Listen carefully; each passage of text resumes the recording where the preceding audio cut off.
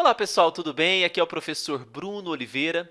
Esse dia, essa sexta-feira agitadíssima, não é? Com a vitória brasileira na Copa do Mundo, 2-0 em cima da Costa Rica, foi um sufoco, mas estou aqui para trazer uma atualização para vocês. Ontem, dia 20 de junho, o Supremo Tribunal Federal apreciou a ação direta de inconstitucionalidade número 4451, respondendo uma pergunta extremamente relevante para o processo eleitoral.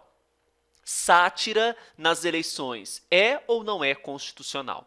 Primeiramente, conceituando sátira, é uma crítica realizada a alguém, ou alguma pessoa, ou algum órgão, alguma entidade, e é uma crítica realizada com uma pitada de humor, né? Uma pitada de algo cômico. Então, a sátira, será que essa modalidade de liberdade de expressão, criticando certa atitude, criticando um determinado órgão, uma determinada entidade, ela é possível durante as eleições? E é para isso que eu vim responder para vocês, analisando a decisão do Supremo Tribunal Federal quanto à ação declaratória de inconstitucionalidade 4451.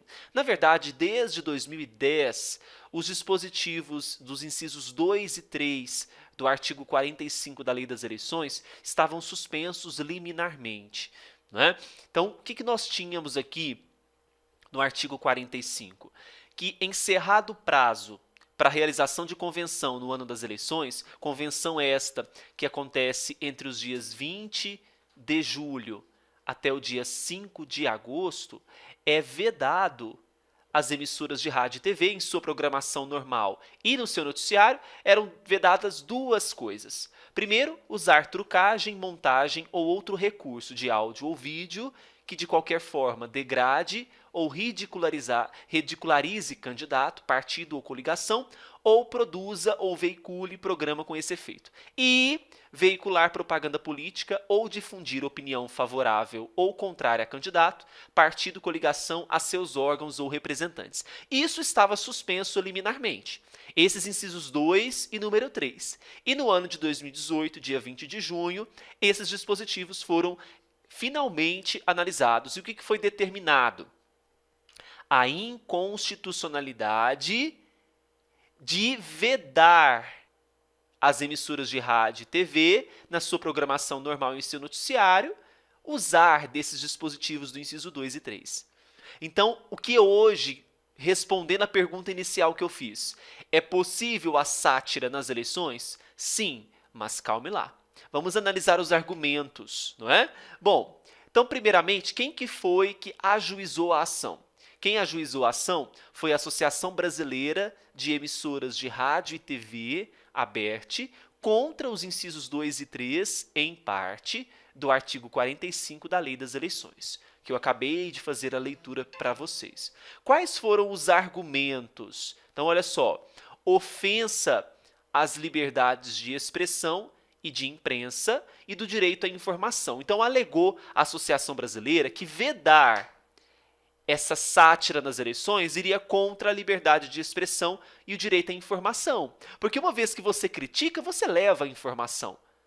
Não é? Então, estavam ferindo, segundo os argumentos pretendidos pela ABERT, ferindo as garantias institucionais, eu coloquei para vocês aqui, verdadeiramente constitutivas da democracia brasileira, gerando um grave efeito silenciador sobre as emissoras de rádio e TV, obrigadas a evitar a divulgação de temas políticos polêmicos, para não serem acusadas de difundir opinião favorável ou contrária a determinado candidato, partido, coligação a seus órgãos ou representantes. Então é algo bem peculiar, bem crítico, porque veja, de um lado nós temos a crítica sendo feita a um candidato, a um partido ou a uma coligação. Do outro lado, nós temos um direito fundamental, uma garantia constitucional, que é o direito à liberdade de expressão, não é? E o direito à informação. Bem, o que o Supremo Tribunal decidiu? Por unanimidade, é bom mencionar isso, que declara inconstitucional dispositivos da Lei das Eleições que impediam, portanto, as emissoras de rádio e TV de veicularem programas de humor envolvendo candidatos, partidos e coligações nos 3 meses anteriores ao pleito, que era justamente o caput do artigo 45, como forma de evitar que sejam ridicularizados ou satirizados. Então, é inconstitucional impedir. Eu tenho que colocar em primeira mão o direito à informação, o direito à liberdade de expressão. Para o relator, a previsão é inconstitucional, uma vez que consiste na restrição, na subordinação, estou usando palavras do relator, e na forçosa adequação da liberdade de expressão a normas cerceadoras durante o período eleitoral, com a clara finalidade de diminuir a liberdade de opinião, a criação artística, uma vez que a sátira tem pitadas gigantes de humor, e a livre multiplicidade de ideias. Foi sob esses argumentos que houve a decisão de inconstitucionalidade da vedação desses dispositivos.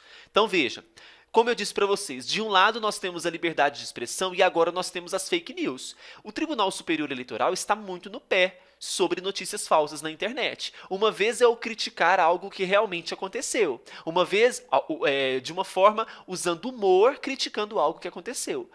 De outro lado, nós temos notícias falsas sendo utilizadas como humor. Isso é muito perigoso. Por isso que o juiz vai ter que analisar, ter muito cuidado, porque vai ter que analisar caso a caso, não é? Para que possa realmente observar, houve uma liberdade de expressão ou houve uma fake news? Houve uma notícia falsa? Somente a livre formação de opinião e o pluralismo de ideias e de visões de mundo podem combater a instalação de um pensamento único e hegemônico. Achei isso lindo. E a ministra Carmen Lúcia usou uma frase fantástica. A censura é a mordaça da liberdade. Não é? É claro. Eu posso levar informação fazendo humor, fazendo sátira. O que eu não posso é levar informação falsa. Essas informações falsas, elas serão cerceadas. E já está sendo realizado isso. Né? Então, é importante que nós fiquemos muito atentos às notícias falsas. A liberdade de expressão, a livre formação de opinião, o pluralismo de ideias continuará. As notícias falsas deverá acabar. Então, sátira, respondendo à pergunta inicial, sátira é ou não é constitucional? É constitucional. Qual o papel do juiz? Analisar case by case, caso a caso. Tudo bem? Ficamos por aqui. Qualquer novidade para as eleições de 2018, trarei para vocês. Até mais.